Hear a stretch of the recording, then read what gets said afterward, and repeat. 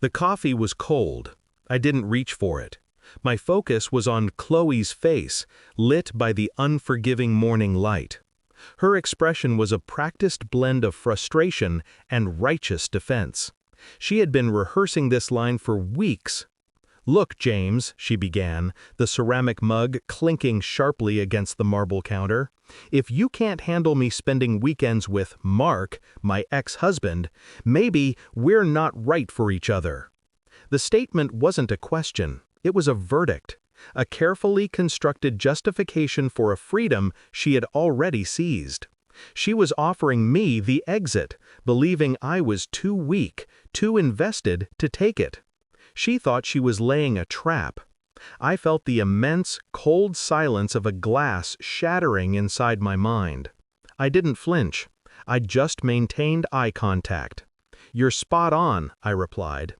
The unexpected agreement froze the practiced indignation on her face. Her lips parted, betraying a flicker of shock. She'd expected tears or a fight. "You always expect melodrama," I thought. "That is your weakness."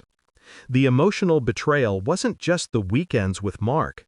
It was the absolute, casual dismissal of our life. The gradual shift in her priorities. The way she had, over 2 years, subtly conditioned me to accept the abnormal until it became the norm. The conflict wasn't about jealousy. It was about respect, and the dawning realization that I was the obstacle, not the partner.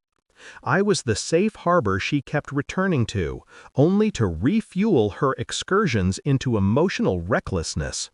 I had already begun my exit strategy 3 months ago. It started with a quiet refusal to let the emotional chaos dictate my decisions.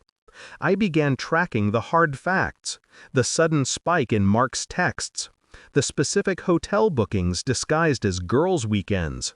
It was all too messy for infidelity, but perfect for a financial arrangement disguised as emotional support.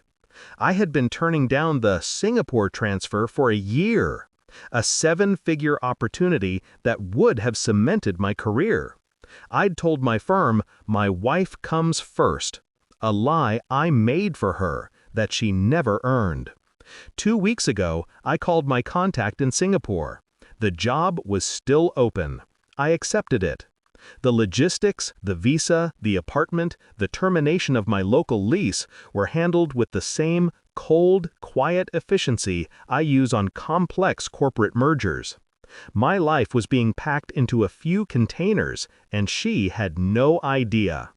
She was still standing there, processing my simple agreement. She thinks this is a negotiation. I picked up my briefcase. I had left the house key on the kitchen counter, next to the lease termination notice, hidden under a pile of junk mail. "Enjoy your weekend," I said, a final, lethal courtesy. I walked out the door and never looked back. I spent the next 48 hours in transit. The long-haul flight was a decompression chamber. I filed for divorce from 40,000 feet, citing irreconcilable differences. The papers would arrive at her office Monday morning. Saturday morning, her time.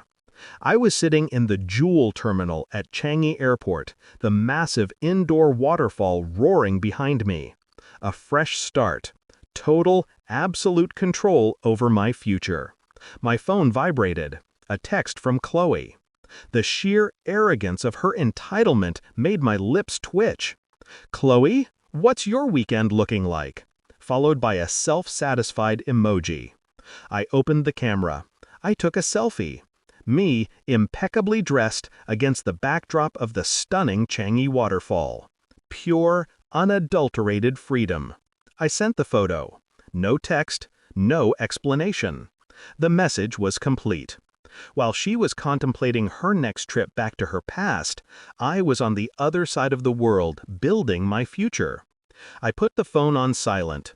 I felt the finality of the distance. No pity, just a clean break. The price of her casual cruelty was the loss of her safety net. She got her freedom. I got a life. I walked toward the city. The rain-scented air of a new continent felt like a baptism. I was gone. and I was unburdened.